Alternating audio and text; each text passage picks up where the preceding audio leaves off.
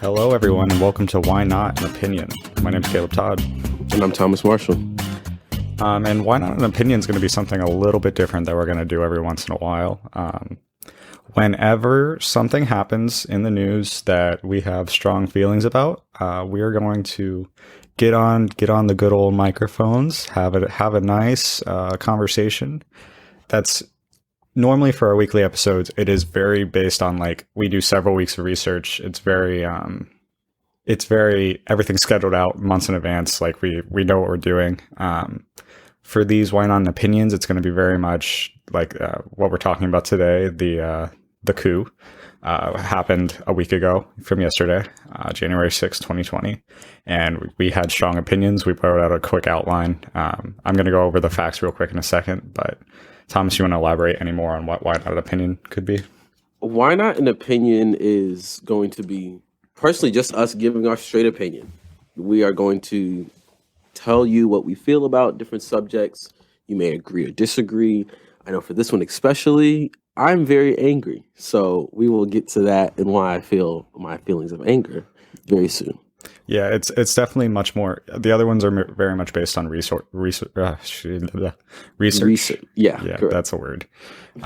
Whereas this one's just more emotion, right? Yeah. But I think it speaks to what people may be feeling, and almost like you think of like an Instagram live that you would hop on or something like that, or that's what I kind of equate this to. Yeah. Okay. So today we're going to do a coup review that happened on January 6, 2020. So what happened? There was an armed insurrection of Capitol Hill by Donald Trump's most loyal supporters at his begging. There was a rally before the event, a Stop the Steal rally by Donald Trump and Rudy Giuliani. There was incessant tweeting, kind of talking about Stop the Steal. And why was this happening on January 6th? Well, it was the certification by the legislature of the United States of the election results of Joe Biden as president of the United States to be instituted as president on January 20th. So this group was full of white supremacists and nationalists, domestic terrorists, absolute scum of the earth types who believe in the most outlandish conspiracy theories that exist in our media ecosystem. Conspiracy theories, one of the most prominent to come out of this is QAnon, which we'll probably get into a little bit, but that'll probably be an episode down the road. So what exactly happened? 5 people died, 4 of the terrorists and 1 member of the Capitol Police, a brave officer. And then it does seem in some instances there were different members of Capitol Police who were supportive of the terrorists, allowed them into the rotunda, onto the floors of both the Senate and the House. They were also able to get into the offices of prominent congressional leaders, including that of Speaker of the House, Nancy Pelosi, who also had a security breach with her laptop being stolen. There was major damage to the Capitol building physically, but also to the pride of the country. So, Thomas, why do you think this was able to happen? Oh, I think we easily know why it's able to happen, and it's by design. I'm going to call it by design. This is what happens when white supremacists and white nationalists are able to feel so enthralled to be able to attack a Capitol building, attack a historic building. But I'm also not shocked. So I remember when everything was going on. It was Wednesday. I was at work from home, but doing work. And then Twitter's blowing up. Everything's going crazy. People are like, they're about to storm the Capitol. I saw a TikTok of Donald Trump just at this rally saying like, these weak Republicans and everything like that, and all this different stuff. And I was like, this man is going off. He always says the most stupid things, of course, but he really sounds like today is a little different. And so then I saw what was going on, and people were like, turn on the TV. And I felt the same, and for different reasons, but it put me in the same feelings of when obviously the horrific George Floyd murder happened by the hands of police. I felt that same numbness when seeing folks, white nationalists, being let in to the Capitol with Capitol Police together, just waltzing into the Capitol like nothing's going on, and easily having that the little blockade of police force that they had easily being able to be let in. In my mind, and I hate that I have to bring up this analogy because even me bringing up this analogy is problematic in itself, and I shouldn't have to, because it capitalizes off of Black violence. But we know all what would happen if that was a BLM protest. Yeah, we know what would happen if it was any type of people of color that were trying to protest, however they wanted to. We know it would honestly be a massacre, and we would have to report a very different thing. And seeing that pisses me off more than ever, and it's infuriating, and it's so frustrating. But it's also, it doesn't surprise me though. It's also the fabric of America, and I think it's by design that white nationalists are able to easily get into the Capitol. And we also have a white supremacist president currently. Right. And in terms of just what happened, that's how I'm feeling about that. And yes, but I'd love to hear your thoughts some more. I have more to say, but that's kind of the beginning of how I feel. Yeah. Still just kind of, I'm still going to stick on the facts side for a second, like just pure facts on this. Yeah. I think it was able to happen because of Trump, President Donald J. Trump. Between his gaslighting, his horrible moral compass, and kind of on a logistical side, the fact that he blocked the release of the National Guard to effectively combat a situation, right? Like this was insane. In his mind, he knew this was going to happen, and he was ready to let it happen. Right. In the other house of the U.S. government, over 100 members of Congress who objected to the results of a free and fair election in favor that was won by their political enemy, right? The fact that it was led by people who were hoped to run for president in 2024, Ted Cruz and Josh Hawley, I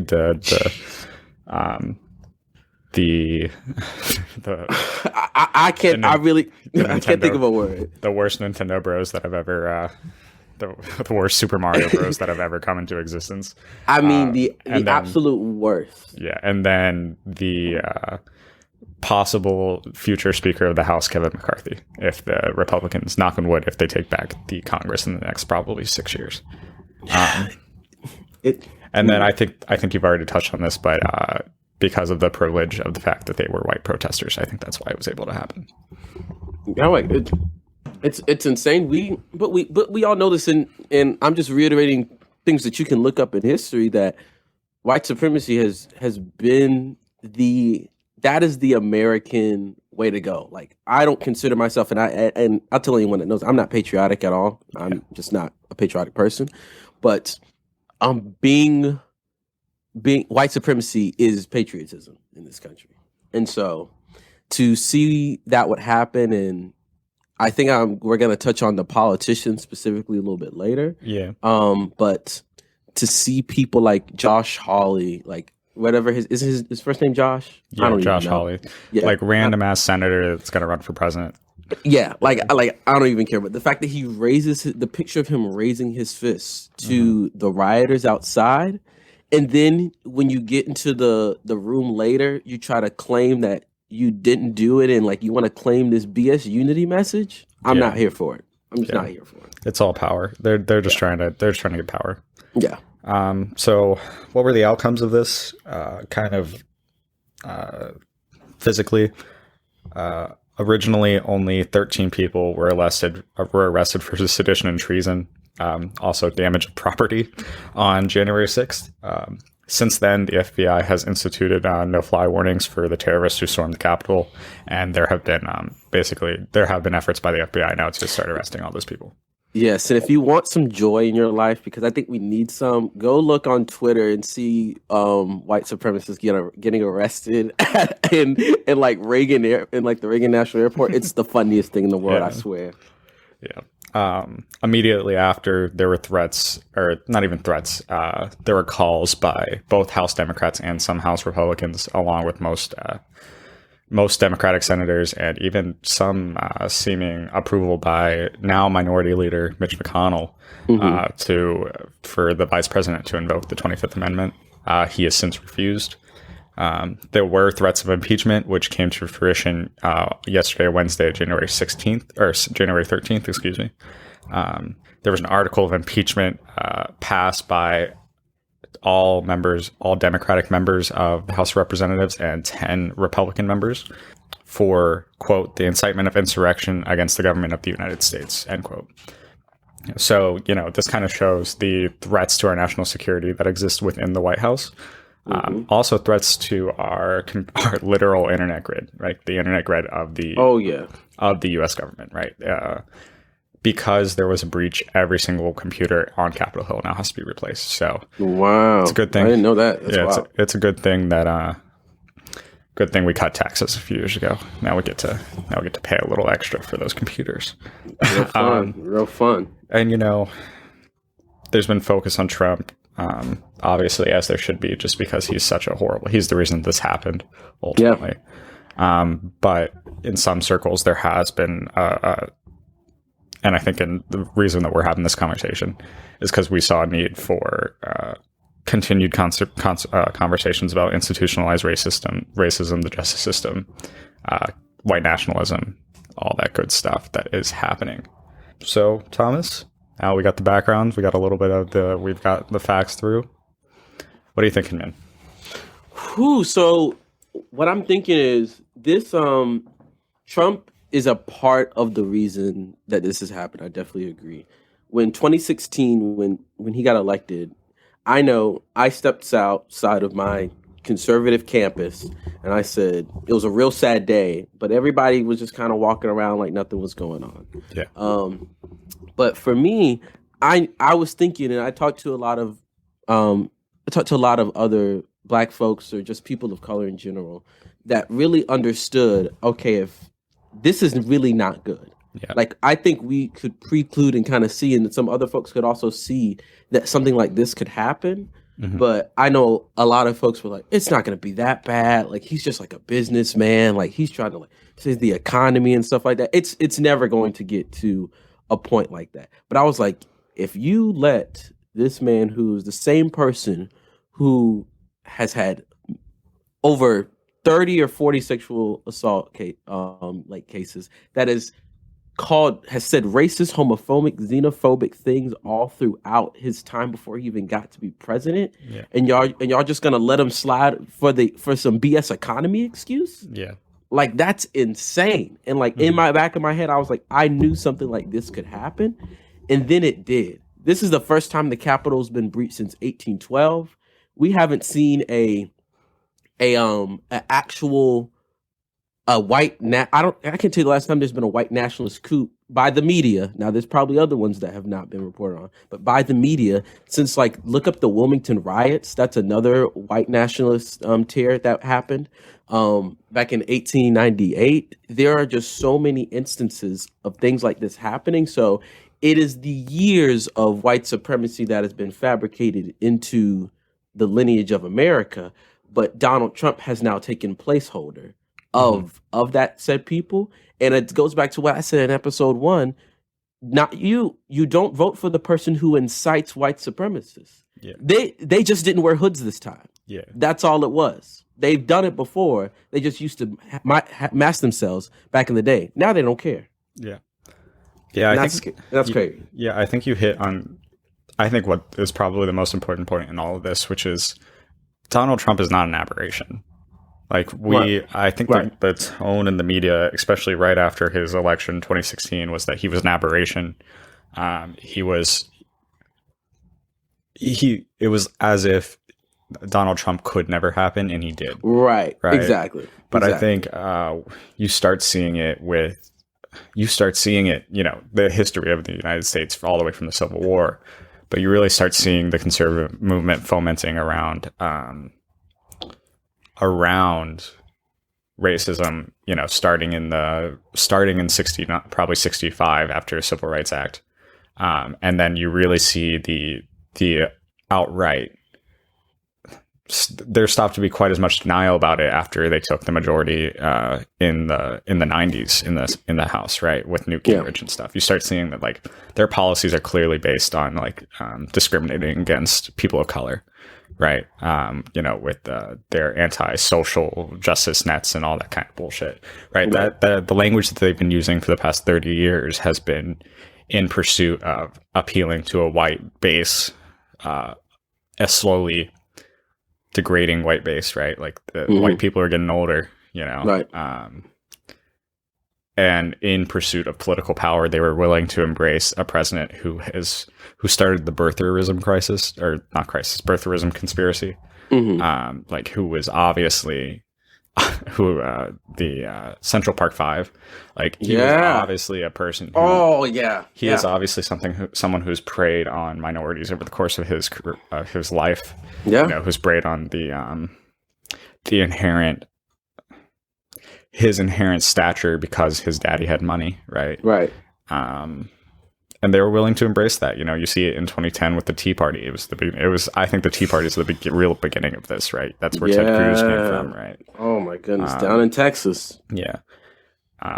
But I think that's the most important point in all this is like the GOP knew that this was coming. They're just being they're just lying about it, right? And that's also another thing that pisses me off from, and whoever's listening, this may hurt your feelings, but this is just going to be the truth. I am tired of anyone in the media, white, and specifically, I made a tweet about this. A lot of, I think, how do you say it? The type of white liberals that go on Facebook feeds and just say mean things about Donald Trump all day, and like that's their only thing, and they don't really care about like minoritized communities and things like that. Yeah. They're the type of, and I see a lot of them at the school I went to and a lot of different other places, and just being in South Carolina or being in Texas, they will come on here and they will say, "Oh my goodness, this is not who we are. This is not America. I am so shocked by all of this." That is an insane comment. Yeah. How dare you try to say that this is not who we are? This is who we are. This is America at its founding. Like this land was built on white supremacy. It was built on killing indigenous folks. It was built on killing black folks and on the backs of them. And it continues to predicate on everything white supremacy. And so stop coming on here and saying that you're shocked by what's going on. This is actually what they want to happen. Stop being shocked by it. Do not be surprised. It is the absolute truth and fabric of the society that we live in. Yeah. And that's what's happened. And by you not calling out your racist uncle that sits at the Thanksgiving table, or you're complicit in this. You're predicated on that. And so that's just how I feel. Just stop being shocked by it. That really pisses me off. Yeah. I was honestly surprised. You hit on the liberals. I was surprised by the conservatives who were surprised by this. Right? Yeah. Oh yeah. They're also playing BS as well. Yeah. Like, you've either been willfully ignorant over your lifetime, or you're bullshitting, right? Like there's no way you don't know that you're a part of this, right? Right, and like and don't even I do think we also need to focus a little bit on like the media infrastructure that's developing on the right, or that's been developed on the right, and their role in this. I don't know that without Fox News that we would have hit that point. Oh yeah, and that's it, right. Yeah. Absolutely. Like with the rise of Newsmax and Parler and these other alt-right places. I don't know that, I think the timeline I laid out from 90s to here, right? Fox News was founded in the early 2000s, I think. Really? I didn't know. I didn't even know that. It was either late 90s or early 2000s. I'm sorry.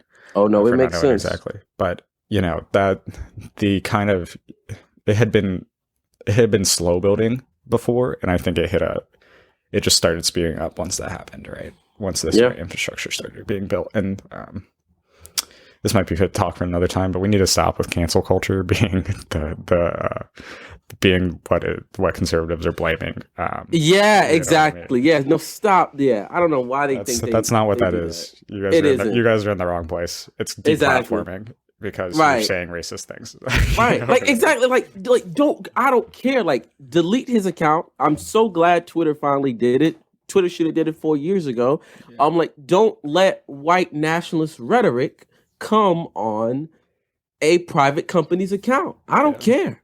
I don't want to hear it. I agree. I don't want to see it. That is what incites people to do things. Like, you are literally inciting white violence. Yeah, that's the scary part to me. And if you really can't think that through, I don't know what's wrong with you. Yeah, I agree. I do want to. We probably touched on this a little bit, but I want to ask you what you think the role of privilege was in all of this. Right? Yeah, no, it's Like what allowed the 8,000 or some protesters to overpower 1,400 members of Capitol Police. And not to say, I don't want to say all Capitol Police were bad in this. There's that video, I can't remember his name, of the officer.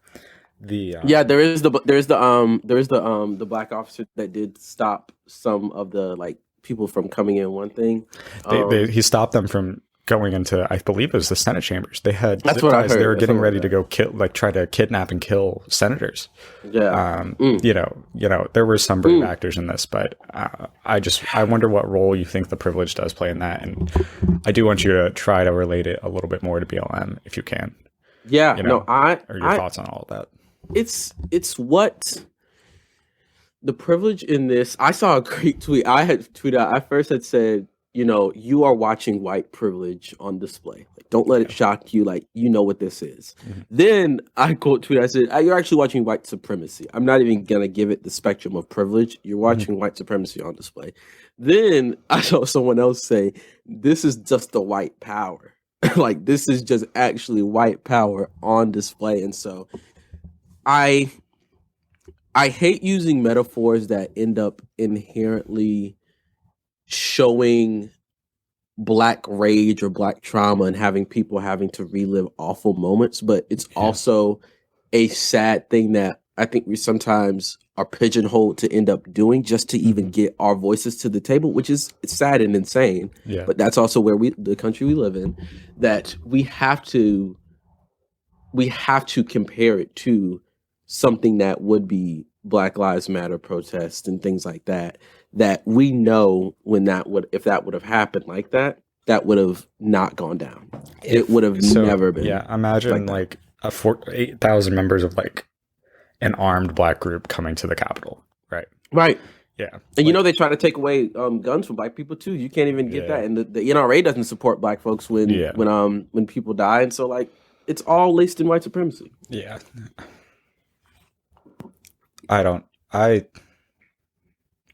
I think all you need to do is just substitute people and think about what would happen, right? Substitute for the white supremacists. Say it's 8,000 black students from HBCU, right? Yeah. Yeah. Like National Guard would have been there. There would have been, if there's 8,000, probably 4,000 arrests. Oh yeah, probably at least like 20. You know, maybe even if they weren't armed, right? Like there probably would have been like 20 people dead. Exactly, right? Like even without them being armed, which is insane. Even the lack of ability by some in the media to call this a riot, right? Exactly, or to call it insurrection. You know, this was treason. It was a coup. You know, it was them attempting to stop the mechanism of the U.S. government that has functioned, you know, albeit not always in favor of all people, you know. Right. But it is the very end all be all mechanism of our government, right? The acknowledgement of the government itself, right?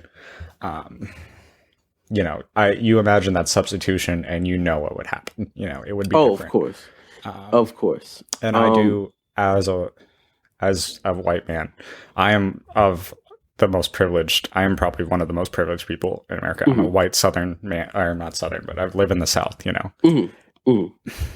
And I struggle to think about how to communicate even to these people, like what they're doing is so bad, because I don't think they'll believe it. You know what I mean? That's some people like have been lost to disinformation. Yeah. And I think there might have been a time in American history where the tides could have turned and we could have become a more forgiving, you know, country, I guess. Not even forgiving, like forgiving of one another. I just don't know that that's an attainable goal anymore, you know? Because I'm trying to think, even if I used all of my credibility to this group, right? Just because of who I am, I don't think it would do anything anymore. And that's kind of the saddest part to come out of it. I just don't know where we're going to turn the corner. And that's the thing is, maybe me 2 years ago, I used to be that person is, maybe we need to just like have a talk with someone, like get to know them, break down barriers.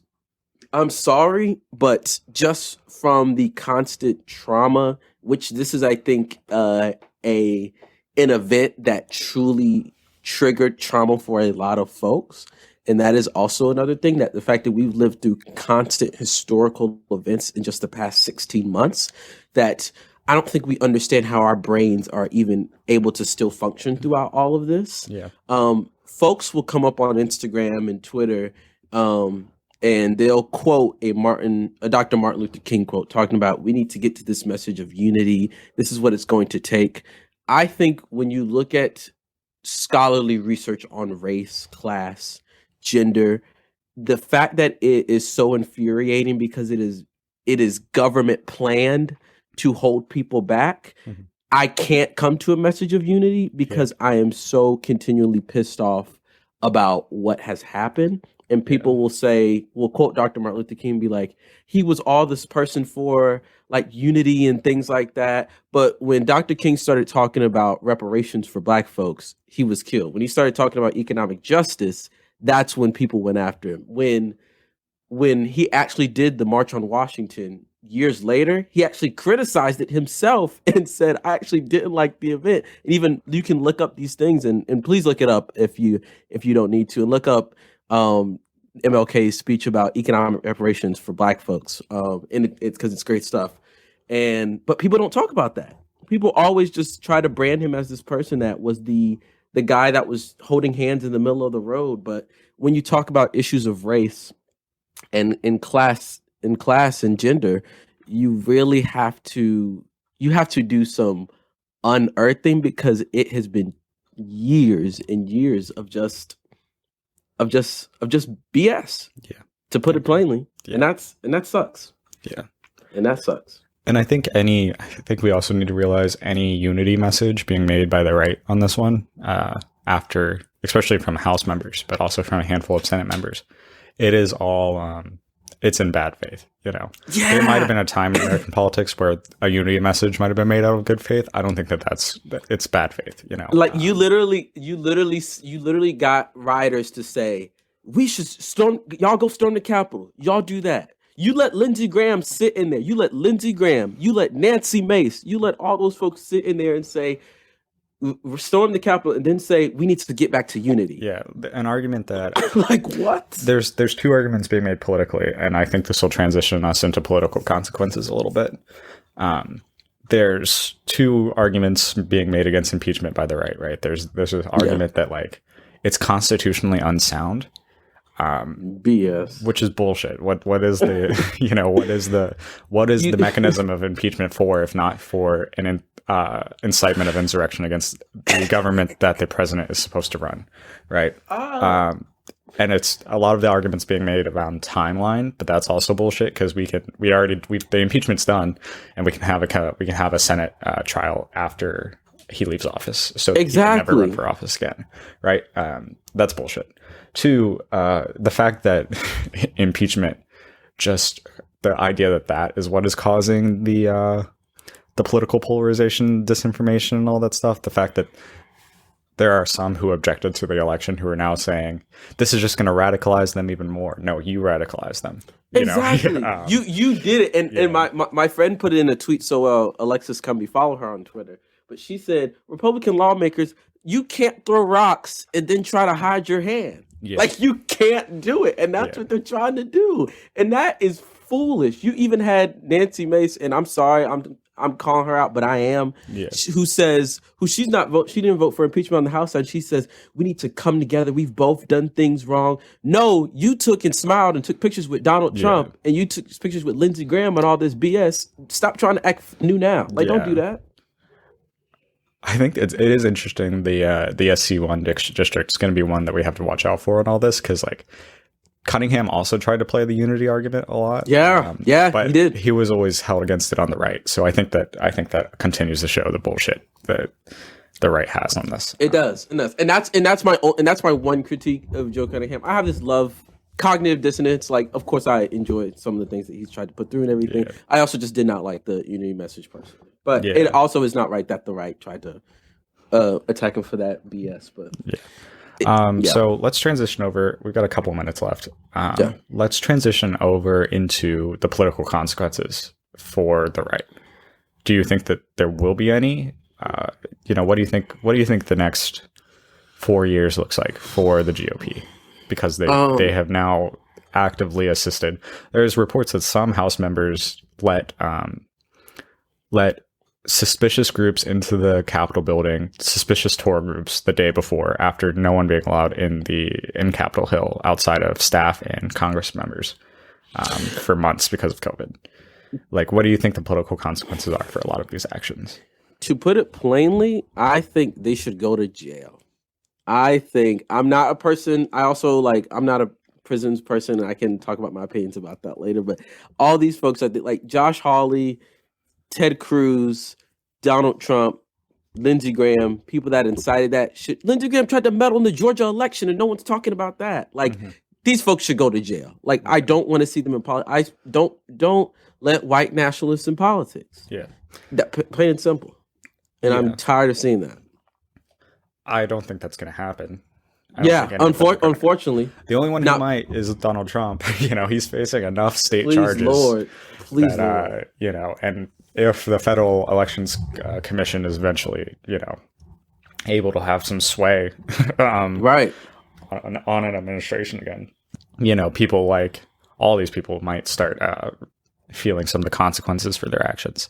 Yeah. But I think that the GOP is going to try to the more mainstream side of the GOP is probably going to start trying to distance themselves from this faction, right? I'm going to attempt. But I think the issue is that possibly 30% of the country is this faction, right? That's the thing. And I'd say even more. Yeah. So there's been talk so the last time an objection to the certification of election happened, I believe it was 1861 with the election of Abraham Lincoln. Mm-hmm. And there were two members who attempted to object to the results, and they were both expelled from their office. Look at that.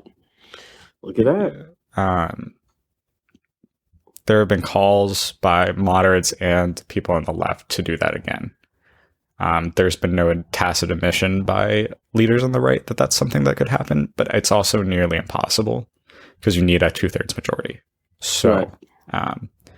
And the fact that over 100 members of the House should probably be expelled from their positions kind of makes that difficult. And so I think over the next couple of Ted Cruz and Josh Hawley should be expelled and never allowed to hold office again. Right. But I think we're going to see them run for president. But I think that this is going to backfire more on them than they realize it will. I've seen, some moderates even leaning right moderates, right. Mm-hmm. Who are now done with it. It's done, Yeah. And if you were leaning on that class to eventually get you elected, I think that's gone now. Oh, that is I guess if there's any silver lining that can come out of this, I hope that it causes the GOP to really rebalance and really not be able to hold power for the next couple of years. Yeah, because I just don't know that that's going to happen. And I don't. As long as Mitch McConnell is the minority leader, I don't know that can happen. And as long as Kevin McCarthy is the future Speaker of the House, I don't know that can happen. I don't think so. And that's the thing is I keep going back to this 74 million people who still voted for Trump, and people thought this election was going to be the most Biden election. It was going to be the biggest blue, saying no, this is not going to happen. But no, there are still 74 million people in this country who believe that man, who is a white supremacist, should be our president. And if that is still happening, I'm not sure if I can have much hope. And I'm looking for it. And maybe this podcast was supposed to be about restoring the faith, but I don't have it. No, I don't think that's what this podcast was about. I think it's just we need to be realistic about what is going to come out of this. And I don't think that there's going to be as many consequences for the GOP as there could be, as there should be. We'll see. We'll see what happens after January 20th. But I just don't think that there are going to be too many consequences. I think deplatforming has really, it's made things a little calmer. The fact that Trump can't tweet is honestly like it's a little calming. And the fact that Parler is no longer, supported by any system. I'm glad they got rid of it. Those are two things that are very they're good, and I don't want to hear any First Amendment arguments from people. That's not what the First Amendment is. Exactly. Stop. And like, I've seen so many of it. Stop it. Yeah. Stop it. But I guess we'll see. And I think that's a good place to leave this, is that I think we'll see. Maybe we'll do a follow-up next month and kind of just see where we are on this, Maybe. I'm just going to keep screaming into the mic, honestly, most of the time, because it just really pissed me off. And my hope is that I do, like, any politician, and it's moments like these that make me think the system is broken. And I even have some thoughts that we should just get rid of a two-party system in general. But I think that politicians, you cannot be complacent. That you have to speak the truth, and you have to continually do that. And to leave for my instances, I'll leave it at this. Yesterday there was a video of Representative Cori Bush, who is a Black Lives Matter activist from Missouri. She now represents Missouri 1 Congressional District. When she spoke out about protecting Black lives and speaking about instances of white supremacy, she was booed. Yeah. People booed her. And if those are the folks you're electing in the office, that's all I got to say. Yeah. So not a terribly hopeful note to leave off on. We hope you guys got something out of this. It took us a while to get this. We debated a lot on whether we were even going to record this. Let us know what you think about the difference, like the differentiation between why not a podcast and why not an opinion. Let us know what you think of it. Give us a follow, and share this with your friends. Start a conversation about it if you feel like. Please do. Please do. All right. We'll see y'all later. See ya. Bye. Why Not, a podcast, is created and written by Caleb Todd and Thomas Marshall. Music by Kevin McLeod. Please consider donating to him in the Creative Commons.